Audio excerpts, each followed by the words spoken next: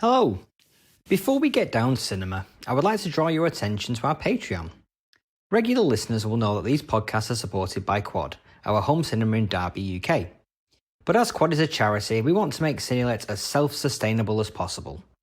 So, to that end, we have set up a two-tier way in which you can support Cinelit. For our 35mm Cine fans, you'll get a bonus additional episode each month where we will be deep diving into an area of cinema that will be exclusive to Patreon subscribers for at least 6 months before it arrives like a late dinner guest on the regular feed. Plus, you get the episodes a week in advance of the main feed release.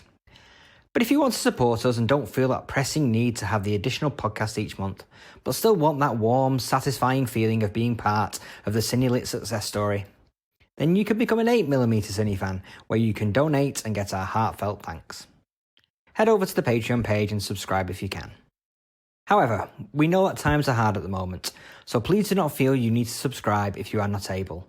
We'll still be putting out new, free-to-listen to episodes on a regular basis throughout the year. Now let's get back to your regular scheduled broadcast.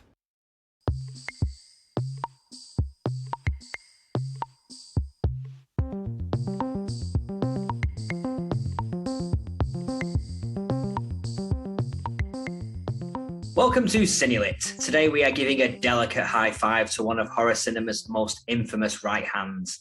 Yes, sharpen those finger blades and get ready for Freddie as we talk Nightmare on Elm Street. My name is Adam Marsh and I'm joined by Cinelit's resident expert Daryl Buxton. How are you, Daryl? Yeah, I'm ready for Freddie, Adam. I've taken the no-dose and stocked up on caffeine, and he ain't going to break into this one. You know, we're a Freddie safe zone, I think, for the next hour or so. We'll see.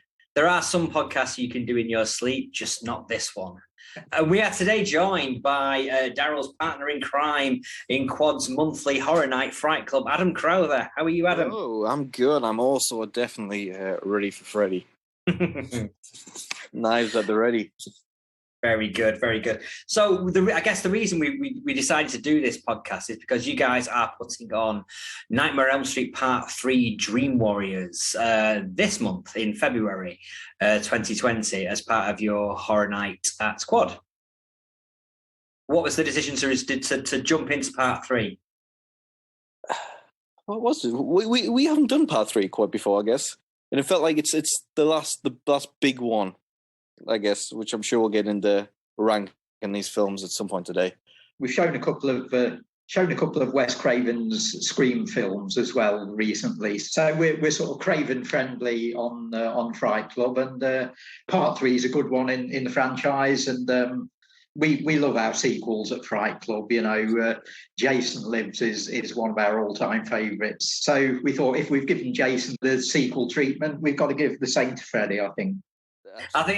My OCD always goes crazy back when I was programming more heavily involved with Fright Club.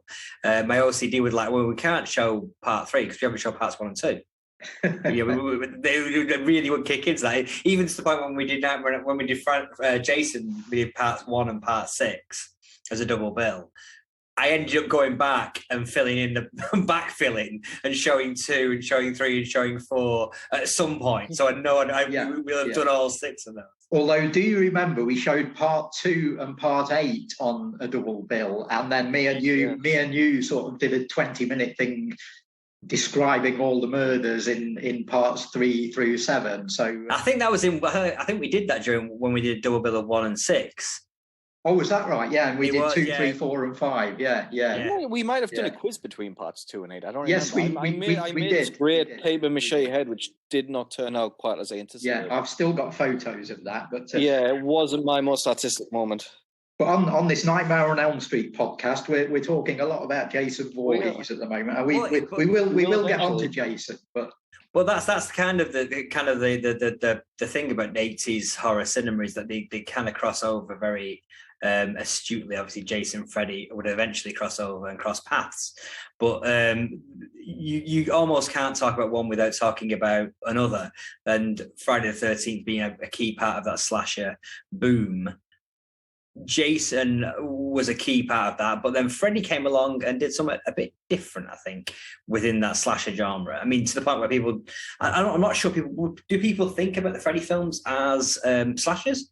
I think they did. I think they did, but it did also seem a genuine step forward. It felt like a bit of a development because, I mean, the slasher movie by sort of 1984, when Nightmare on Elm Street came out, was a bit sort of redundant. It was retreading the same old ground, and it needed something like this to try and sort of kickstart it. Not that that really did kickstart slashers in general, but it at least it offered something new, because what we got here was the addition of fantasy to the slasher template, which had been done a few times in slasher movies as a sort of surprise ending or something, you know, but had never really been done as part of the fabric of the movie. And suddenly here was this idea that we've got a great classic slasher type killer, but he's not in the real world. And I mean, this was a concept that Craven had come up with some years ago. I think it dates back to the late 70s, and there were magazine articles and newspaper articles starting to appear about, oh, Wes Craven's doing this new movie, as early as about 1981 or 82. So it took years and years and years. It went through all the major studios who all turned it down. Everybody had looked at this and said, oh no, we can't see how this is going to work. It seems a bit of a strange concept. And eventually Craven did get it made. It was like a dream project for him, you know, no pun intended. And finally got it made and proved all the major studios wrong. And as quite often happens, you know, there have been many, many cases of films that turn into classics and films that turn into great franchises that everybody said no to. It's the sort of movie equivalent of turning down the Beatles. Yeah, I mean, it has. You can see why it was turned down. Looking at it, watching the first film, you can see why, because it was just like, well, hang on a minute, it's not set in a holiday camp. What's going on? It's a slasher movie. It's not set in a holiday camp. Yeah, there's something wrong here. But you know, joking aside, it had elements to it and the construction of it that were more in, dare I say, an art house camp than in a straight slasher horror film. I think that's very true. When Nightmare 4 came out in 1987, Alejandro Jodorowsky was in the middle of promoting Santa Sangre, which was due out around the same time. And there were interviews where Jodorowsky was talking about Nightmare on Elm Street Part 4 as a classic of surrealism, and saying it was his favourite film of the year. And you know, he may have been having a little bit of a joke and having sort of having a dig at art house cinema in doing that, but it does sort of reinforce what you're saying there, Adam. You know, I think serious filmmakers do look at some of the Nightmare films and certainly some of the imagery within them and say, yeah, this has got sort of Fellini-esque, Jodorowsky-esque sort of elements to it. Yeah, I mean, I'm not sure about Jodorowsky's analysis of Part 4, but we'll get to that later. So my thoughts on the first Nightmare on Elm Street film. I remember I watched it repeatedly over and over the years, but it wasn't until I saw it in the cinema, maybe when we did it as Bed and Breakfast about 7 or 8 years ago, something like that. And I watched it. I remember thinking, this is edited like a dream. You know, it's not a straightforward film where you have dream sequences and real life sequences. The real life sequences are edited like a dream in the same way as the dream sequences are. And it really stood out. It's like I had that thing where it was like, and it was in a fairly innocuous scene, but the way that dreams work, you don't go to a place. You know, if you're in a place and you think, well, we're going to, you're there. You suddenly go to that place and you are there. And that's the way that Nightmare on Elm Street's editing works. It's a scene where they go into the school.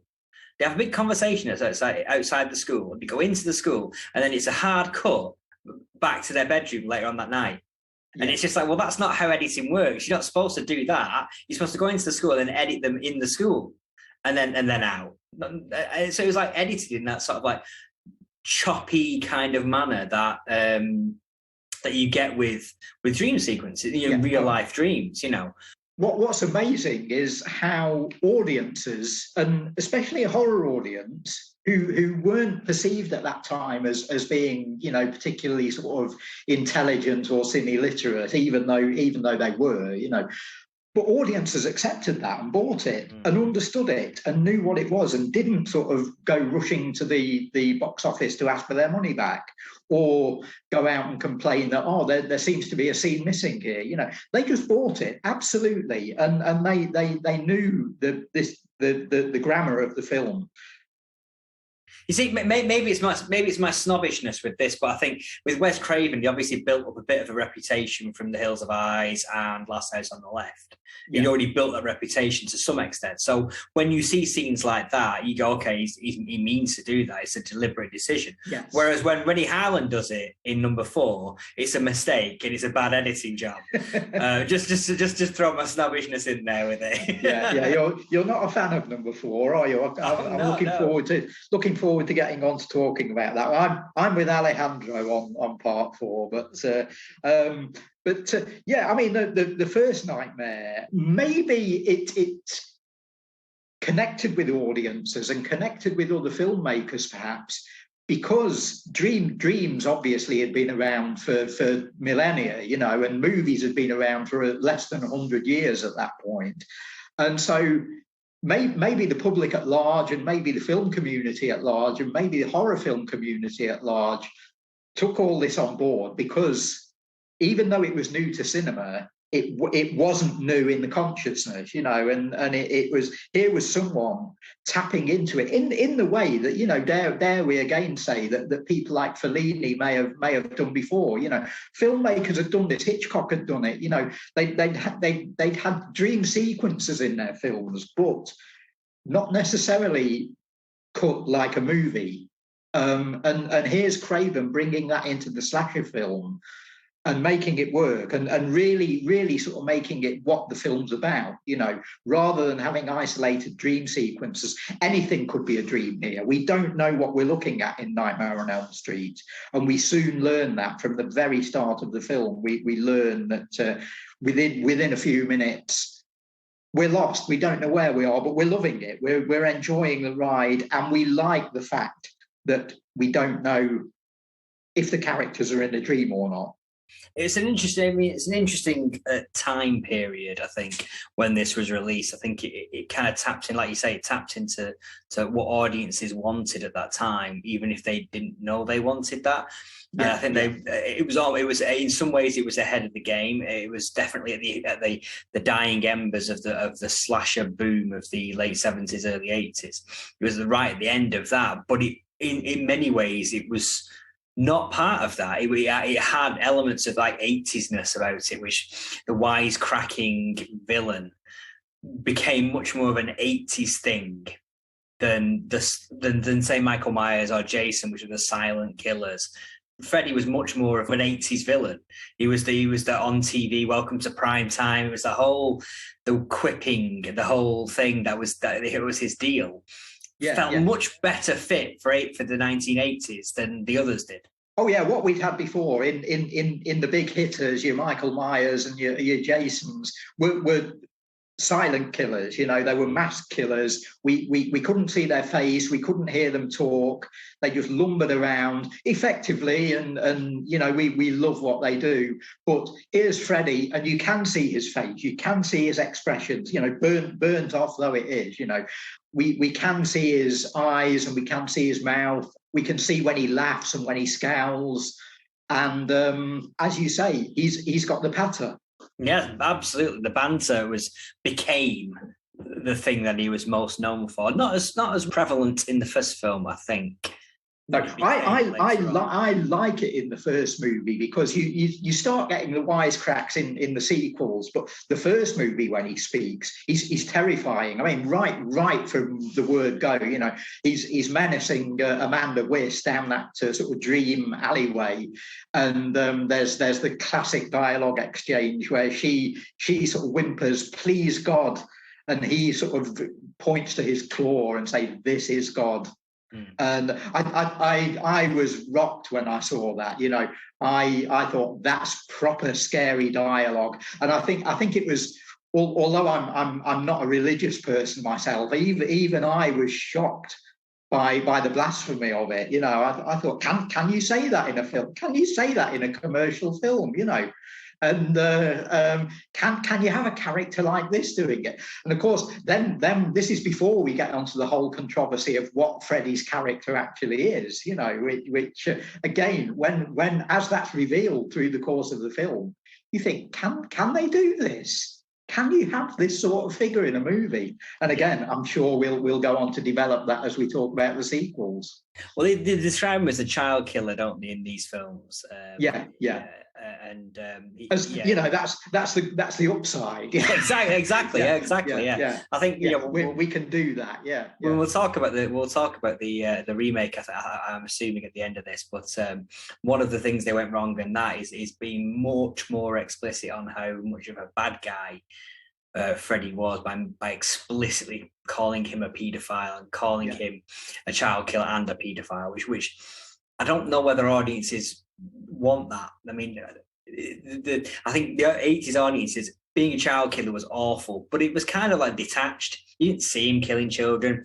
You could enjoy Freddie. I suppose it was like a movie. It was something you'd seen in movies before. You know, it was a movie trope rather than something from the real world, and that sort of fitted the world of this film.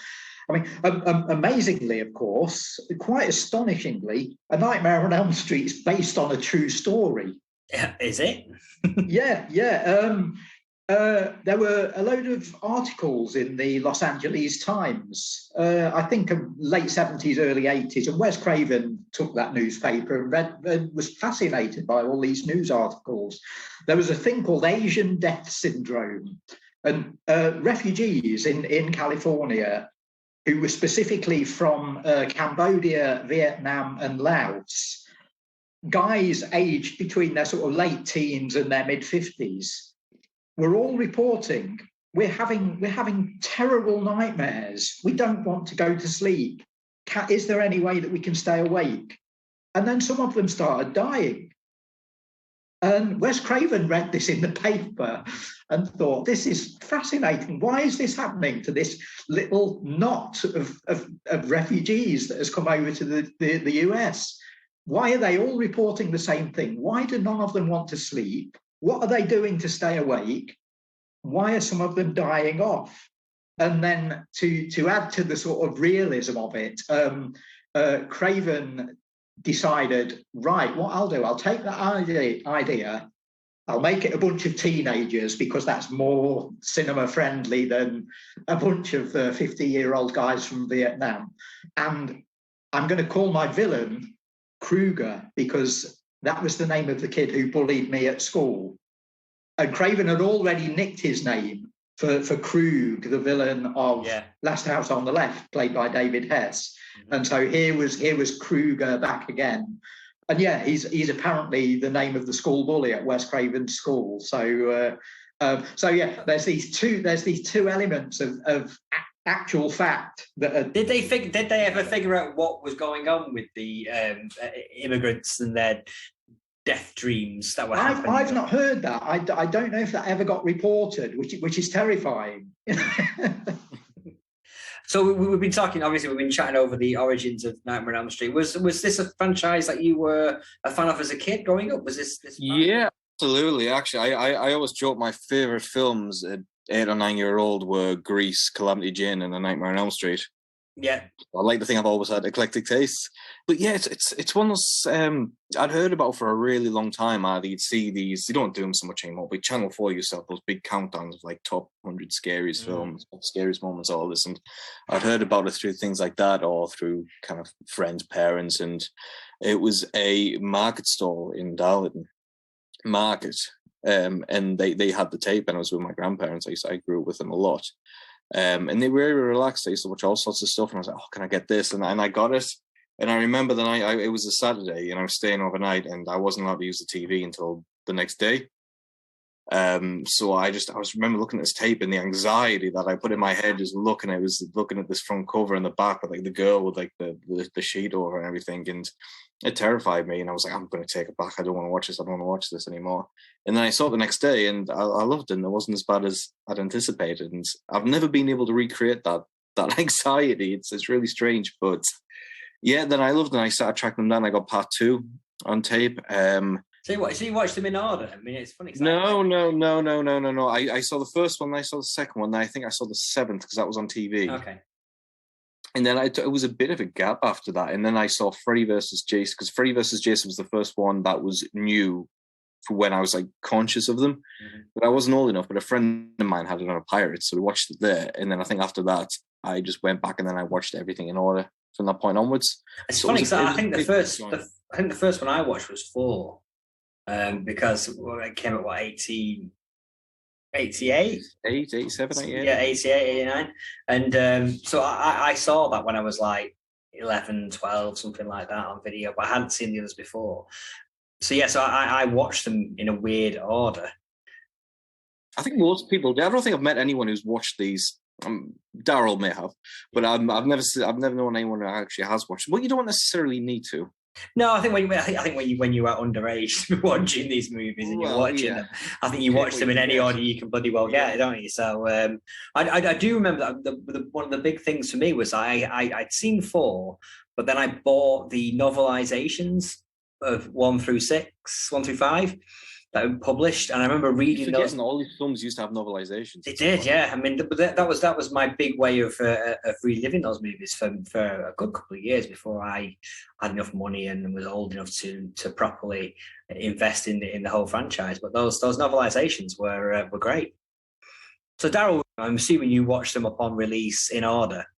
Yeah, I did. I was anxiously waiting for the first one for about 3 years, as I say, and because you'd been reading about it in newspapers and magazines saying Wes Craven's got this idea about this dream killer that he wants to put on film. So I was sort of aware of that, and I saw the first one on a trip to London. I saw it at cinema in Leicester Square in early 1985, I think, which is when it got released in the UK. And within months, I think possibly even before the end of that year, we got to part 2 in cinemas. And these were big because even the Friday movies didn't all get cinema release. And the Nightmare films did. So I saw all of them on original cinema release. And they, as in the classic tradition of a good solid horror franchise and a great slasher franchise, they were banging them out 1 a year. So yeah, every 12 months you'd have your date with Freddie again. You know, for me it was a cinema thing, but these films were perfect for video. You know, and they were big on video. Just at the point where video stores were starting to maybe sort of run out of decent horror titles to show, and we were starting to get the backlash of things like the Video Nasty campaign, and so filmmakers were toning their movies down a little bit. And suddenly, in the middle of all that, we've got this blaspheming, child-killing, razor-fingered, scar-faced killer with bad fashion sense who's in your face, you know, and for several years, Freddie was sort of carrying the horror torch, you know, where everybody else had sort of dropped it. Yeah, I mean, like I said before, it's almost perfectly designed for a particular brand of 1980s fertile soil, wasn't it? I mean, like, the sex and violence of the early slasher movies is not as prevalent in Freddie, but the blasphemy and the cool wisecracking killer is much more prevalent, which I guess helped for censorship as those films went on. I know Jason suffered from censorship issues in that franchise, but Freddie seems a bit less reliant on that kind of shock. What Craven does in the first film, he approaches it not as a horror movie, he approaches it as a big Hollywood movie. He casts stars in it, you know. It's got John Saxon, Ronnie Blakely from Nashville's one of the main leads in it, you know. Robert Englund, who was a sort of well-known, well-established character actor. I'd seen Robert Englund in Bob Raffleson's Stay Hungry, and then in Toby Hooper's Eaten Alive or Death Trap, where he steals the film with the very first line, which we won't repeat to our family listening audience, you know. And then England had done V in 1983 on TV, which everybody watched. Which is, almost a like-for-like character for Freddie, isn't it? Almost identical, transferring from TV to film there. Oh, yeah. You couldn't get two more different characters for Robert Englund to play. Does that show England's range, though? Yeah.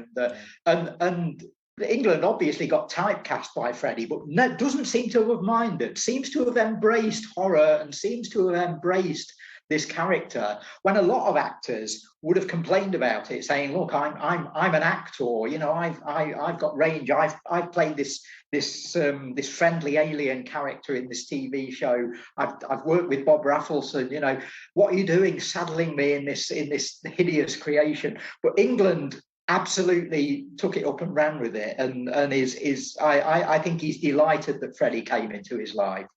Do you think it's one of the reasons why it's almost unthinkable to think about anybody else playing that role, both going forward? I mean, Jackie Earle Haley didn't get much backlash against it, but there wasn't the love for his performance in the remake, and he's not repeated it. Even though he was signed to, apparently, I think he'd signed up for 2 movies, and when he was cast, I thought if they've got to have somebody other than Robert Englund playing this part, they've picked the guy. They've got the right guy here, and he turned out to be okay, but no great shakes, which was a shame.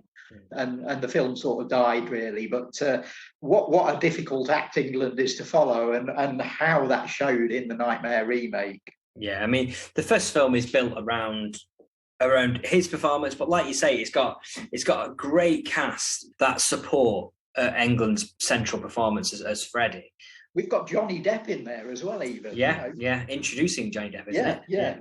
In a very early role, but yeah, I mean, it's a team movie though. Equally as well, you have the teen characters doing the bulk of the drama and the hysterics, and they're a good bunch in this one. Yeah. There's no amateurs there, are there? Again, no. Craven's casting is superb. As we say, he sort of discovers Johnny Depp for the movie, and Heather Langenkamp is not a sort of conventional slasher glamour girl, is she? She's got something about her.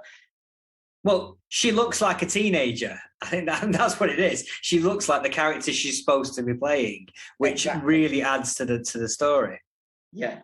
And the film plays a lot more on her intelligence and her nous and her courage and her ability to do stuff than it does her. It's more about that than it is about her running away screaming, and looking nice and looking to date the college jock. It's not about that.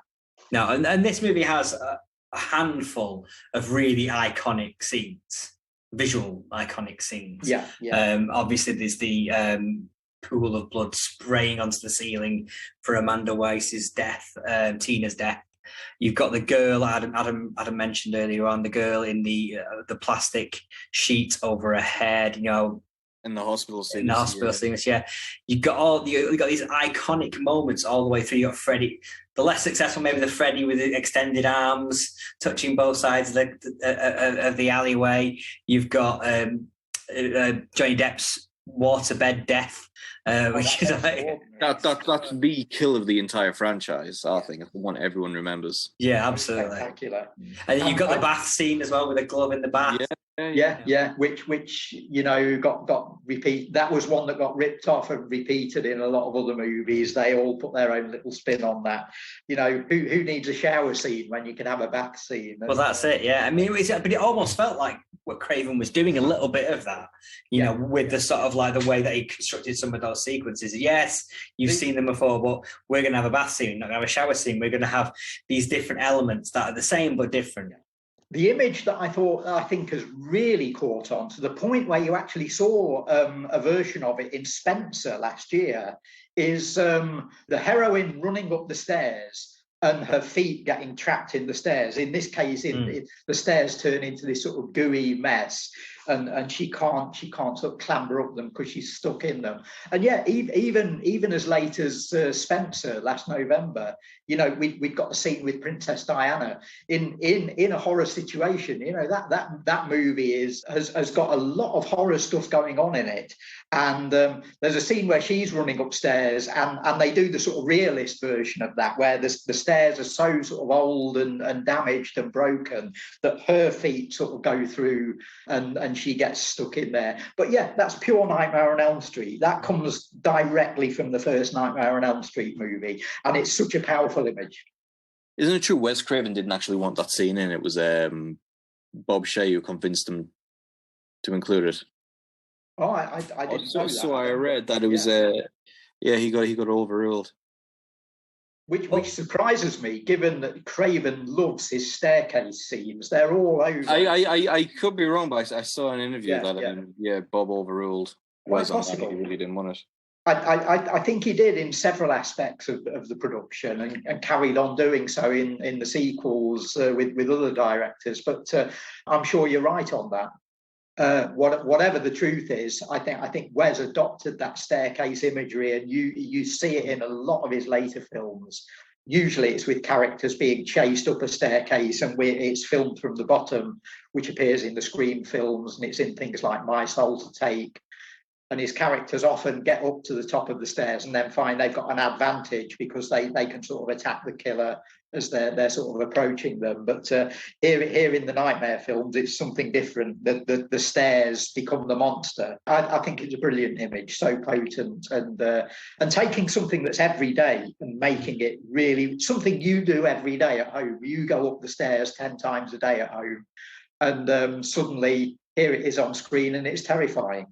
So we've got Wes Craven creating the idea of a dream killer in the late 70s, spending a few years developing, writing the screenplay, shopping it around Hollywood, being turned down repeatedly, finally getting New Line to come on board.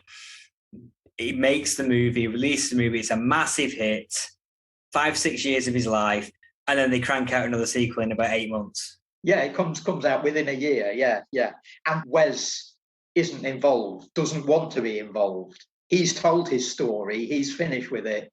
Even though you get the ending with the sort of dummy Ronnie Blakely being sort of hauled through the door, and the suggestion that it's not all over, it's not finished, For Wes Craven, it was. Well, I think for Wes Craven, it was just more of an idea of like, well, every scene's a dream sequence. You don't know when what's real and what's not. It was less about keeping it open for a sequel. Part two. It was more about, well, it's all been a dream. That was the idea. But obviously, Bob Shea had other plans. So we get Freddie's Revenge. We do get Freddie's Revenge. Now, this is one of the movies that I've got a fondness for, mainly because the poster for this film was exceptional. It was a right on the money for VHS rentals. It was the one that pops off the shelf. You had the iconic image of the school bus. You had all that kind of like cliffs and stuff that wasn't really part of the Freddy franchise, but became part of the franchise because of that poster. Yeah. And this is Graham Humphreys' design, the British artist. Mm-hmm. Who's still working today and doing amazing Blu-ray covers and posters today. But he just started. He got his big start with them. He'd done the cover of the Cramps LP, Off the Bone, which was in 3D, and then he'd done the poster for Evil Dead around about the same time. And has never looked back. But his art for the Nightmare film Part 2 is sensational, and as you say, it really sells all of the elements from the sequel, which then become a part of Nightmare lore. Yeah, Nightmare on Elm Street 2 is an interesting one because it's gone through a major rehabilitation period over its years. And when it came out, it was terrible. And Wes Craven had to return for Part 3 to save the franchise. That was the story, especially when I was growing up. That was the story that was being told about it. It was like 2 was a misstep. Wes came back, righted the ship, and it all was well from there on. Which is how we saw it. Yeah, which is how it's that, and but obviously it has been rehabilitated now, and people looked at it and said, well, actually, there's a lot more going on in number 2 as a comment on the slasher movie franchise. Yeah, particularly having a final boy character rather than a final girl character. Well, of course, what's going on in a big way is the you can't even call it subtext. It's a gay movie. Yeah, text.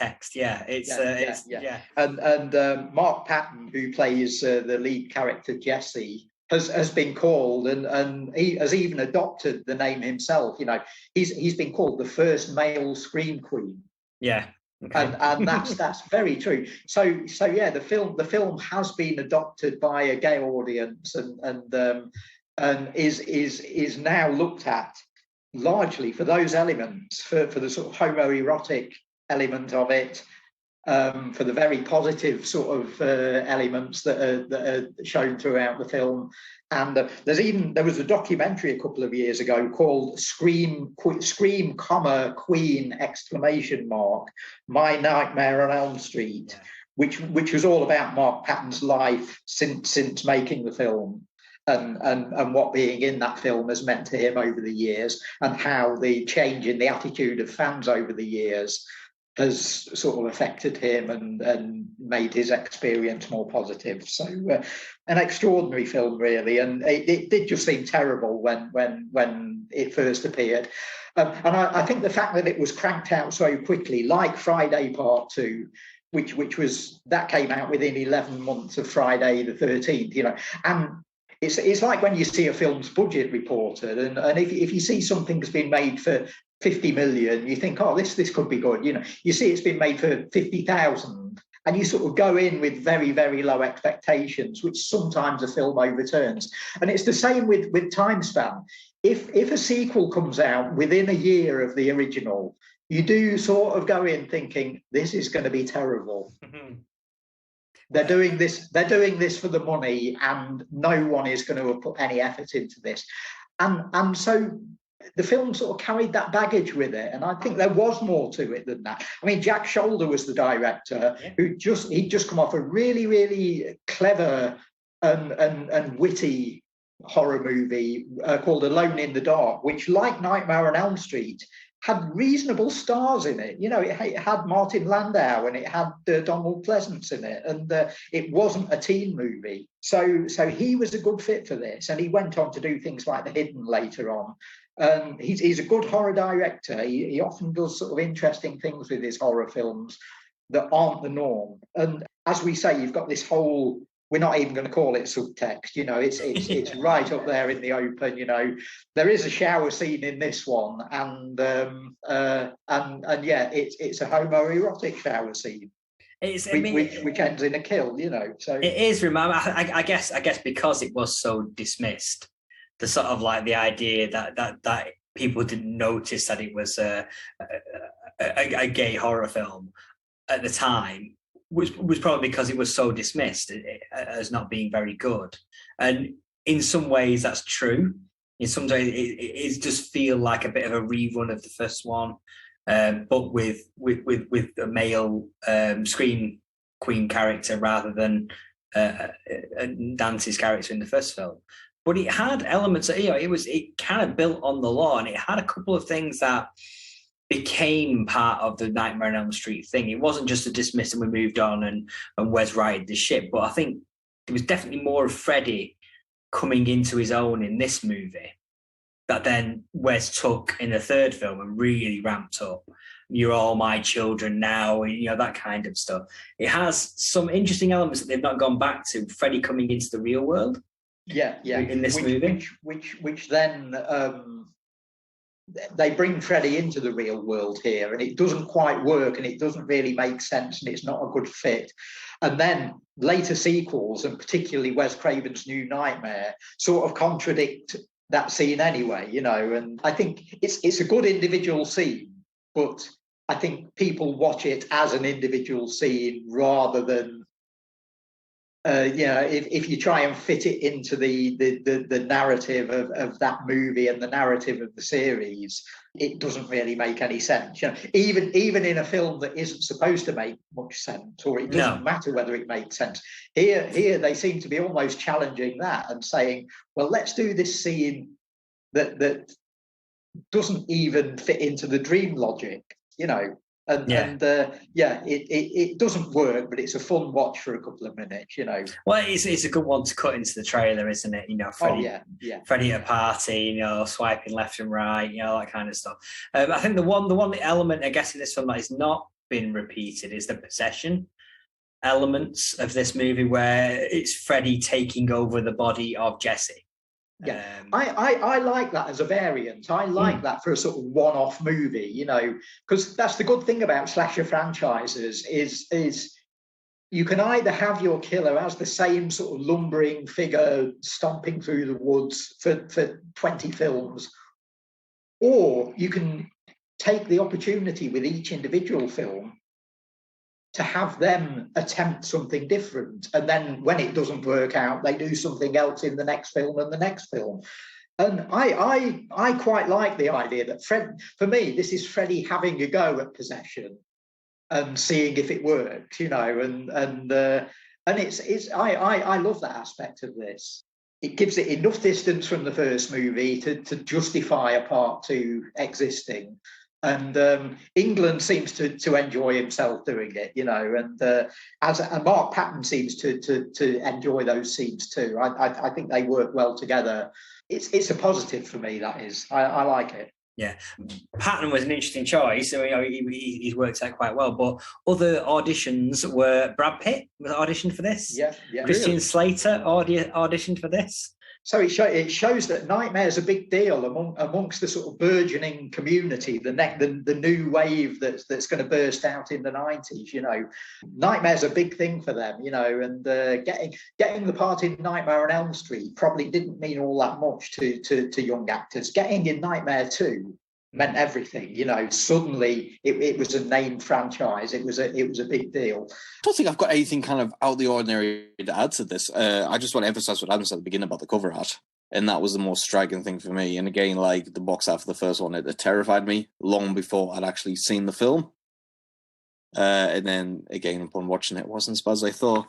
But yeah, it's got some really great sequences. Not as many memorable ones as the first, but I still think across the franchise as a whole, there are certain moments that pop from Freddy 2 more than the others, like the shower sequence and the pool party.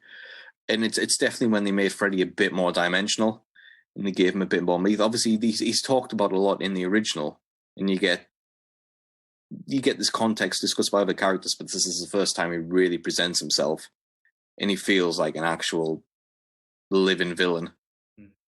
Yeah, I mean, the sequences at the end, I think, really allow him to shine.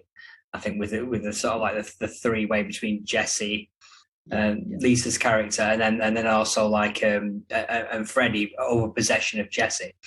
I thought all that sequence really gave England something to really get his teeth into in that sequence. Shame it was very late in the day in the whole film, but it gave him something to go on, which then obviously we kick on later on. It's the real springboard for the rest of it, where he becomes the character. Because I think he's the villain in the first one, obviously. He is the monster, but he's not the lead. Whereas afterwards, people came to see them for Freddie. Yeah. The rest of the characters. Well, okay, so whilst this was a massive hit, grossing $30 million off a $3 million budget, it was just like, it was still a massive, massive success. It was considered to be a misstep, and we need to do something in the next one. Yeah, I think critically, in terms of professional critics, they were always going to slate something like this anyway. But I think audiences sort of turned against it a little bit as well.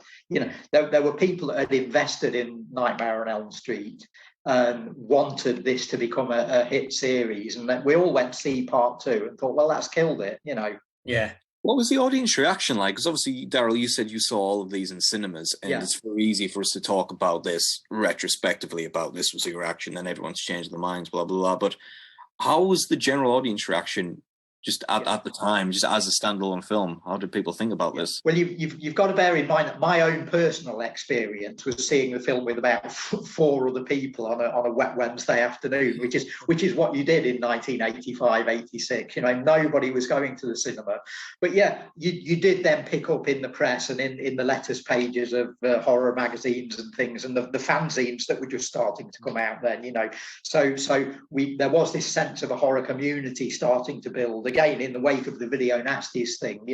We were all sort of banding together as a sort of army, and so you were talking to people through the letters pages of fanzines basically, and it was there that you picked up what the vibe was about films like Freddie 2. Yeah, it wasn't a good reaction. Yeah, people were disappointed that the sequel had gone in the way it had, and I think the big thing was Freddie coming into the real world. People didn't like that and reacted strongly against it and said this doesn't make any sense. Well, but that happens at the end of the first one, doesn't it? They bring him out of the dream. That's the how they finish the first film. They bring him out. So it's not like it's adding something. Yeah, there is precedent. It's precedent. People did take against it in the second film in a big way for some reason. There's like this can't happen to our Freddie. A bit odd to say when there's only 2 films. It's not really established at this point. It's like half of a whole picture. It's different when there's 7 of them and you change the rules. But I know, but Nightmare did hit in that kind of way though. I think it hit the ground running. And people loved it, and as I say, invested in it and thought, yeah, this is something. We've been watching Friday the 13th and Halloween for years. This could well be the next step. This could advance the horror film. And what it did instead was it sort of advanced Wes Craven, and it advanced Nightmare on Elm Street, and it advanced Robert Englund. But it had, the Nightmare films had a few copyists, and we can talk about those later on. But yeah, it didn't sort of change the game in the way that I think fans hoped it might do. It didn't push horror in a whole new direction. And a lot of people blame that on Nightmare 2, which is probably unfair looking back on it. And I think the film's reputation, as Adam said earlier, is growing and growing with the passing years. And deservedly so, maybe. I think it's a better film than it looked when it came out. Well, for good or ill, we ended up getting Wes Craven back for number 3. And Wes not been one to actually want to come back. It always surprises me that he directed the 4 Scream films, because he's not known for coming back to his stuff generally. Or if he has, it's always been like, I didn't really want to come back, but I did it, And he comes back here providing the story and the screenplay alongside 3 other writers. Yeah, I mean, does that suggest that on part 3 he'd reacted badly to part 2 and thought, look what they've done to my movie. I've got to save this. I suppose if you're carrying an idea for years and years and you finally get it over the line, then a few months later they knock this one out and go, oh, this will do, we've got a sequel now. You would be a bit hurt if it doesn't live up to what you've got on your head. For me, I don't read it as that. I think that's generally the accepted wisdom of it, but he doesn't direct it. He comes up with a story, and then it's like there's like 3 other screenwriters on it. It feels like he's come up with a story, done a pass on a screenplay, and then just gone, Bob, off you go. I owe you nothing now. It feels like it's more of a Bob Shea. We need to bring Wes back to legitimize us in the eyes of fans again. Yeah, his name in the credits. Exactly. Yeah, whether he works on the film or not. Yeah, exactly. So that's how it feels like for me, because I don't know. I mean, it doesn't feel like a Wes Craven film. Yeah. Well, what we do get is Chuck Russell directing, who then went on to do the Blob remake a couple of years later, and made a really good job of that. And early work from Frank Darabont as well. Yeah, Frank Darabont, director of the arguably the greatest film of all time, depending on which IMDb user profile you read. Yes. The Shawshank Redemption. But as we know, Frank Darabont cut his teeth doing schlocky horror movie for a screenplay, isn't he? And here he is doing this one. And it's regarded as arguably one of the best of the franchise.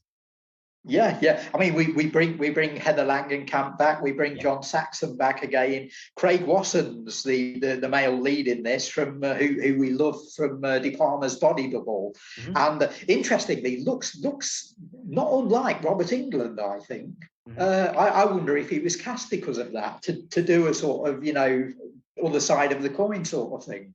Yeah, with the greatest respect to the cast of Nightmare on Elm Street 2, it does seem to up the ante with the casting on this movie. You've got Patricia Arquette in the lead female role, the new final girl kind of character. You've got Lawrence Fishburne in it as well. You get people who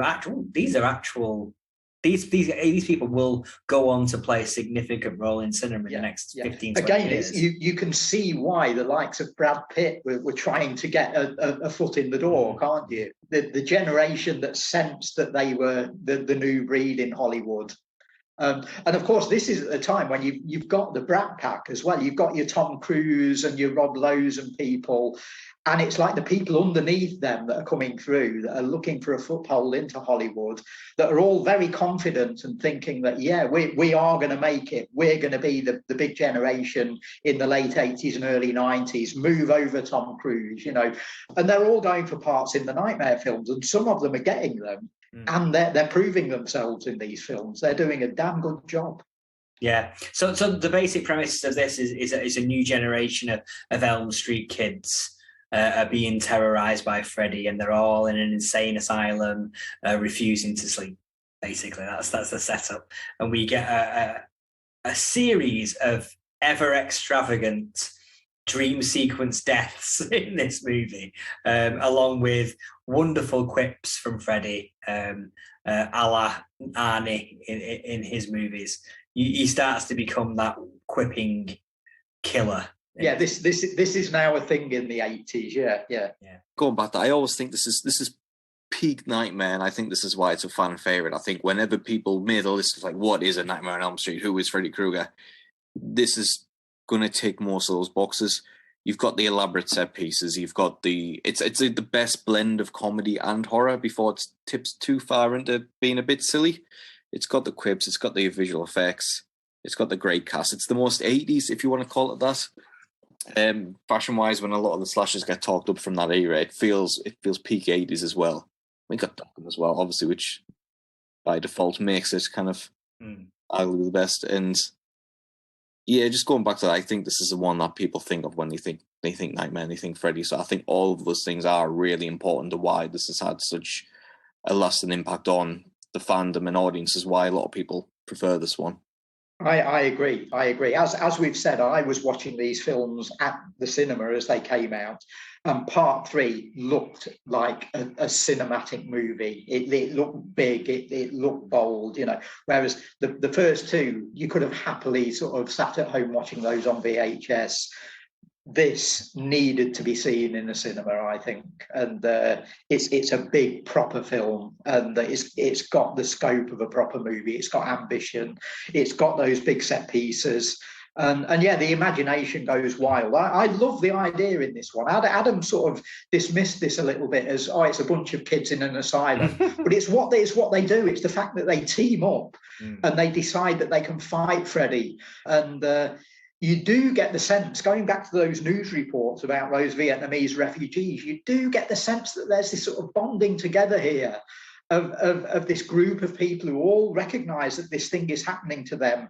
They know, because of talking to each other, that they're not isolated, they're not alone. It's not a problem that they're suffering in isolation. There are people around that can help them. They can all help each other. It's got that great sort of community feel to it. And of course, what you've got is the authorities, the people running the hospital, who don't believe a word of it and dismiss what they say. But they've got each other, and I think that's a really positive thing in this film. And then Heather Langenkamp comes along as a sort of counsellor figure who's working with them. And because she's been through all this, and because we know she's been through it all, we've seen her experience, we believe that, we buy that, and she realises that she can help these kids to help themselves. And I think the idea that if Freddie can do stuff in dreams, so can I, is fantastic. I think that's a brilliant way for the series to move, and it's sort of carried on through the rest of the sequels. People now facing Freddie in dreams know that okay, he's powerful, he's a killer, he can do me harm, but what can I do? Yeah, I mean, that wasn't prevalent in the first two movies at all. Really, the idea that you had agency in those dream sequences, it was. And I think that's good. I think it's good that across the franchise, characters learn that, and by part 3, they're finally doing something about it. I think one of the interesting things about the setting and the characters is that it's not just a bunch of your mates at school. It's people from various different backgrounds with various different issues, creating a very diverse group of people in that asylum. And they're all connected. But they're all connected. This one weird That's thing. right, yeah. So it makes the characters a bit more interesting. It's not just jock number 2, nerd number 3. It's like that. As these things, what I say in high schools or holiday camps tend to be. This feels much more. It's more like a John Hughes bunch of kids. Absolutely, yeah. They've got real lives and rounded personalities, and they're all different. Mm-hmm.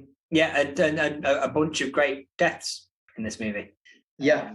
We've got Heather, of course, with the she's now got what my generation, I don't know about you guys, my generation would call this a Malin streak or a Dickie Davis in her hair, or I suppose now you from recent TV you could say she's doing a Stephen Toast, I suppose to show that she's been through the mill, she's fought Freddie and come out the other side. She's got a grey streak in her hair.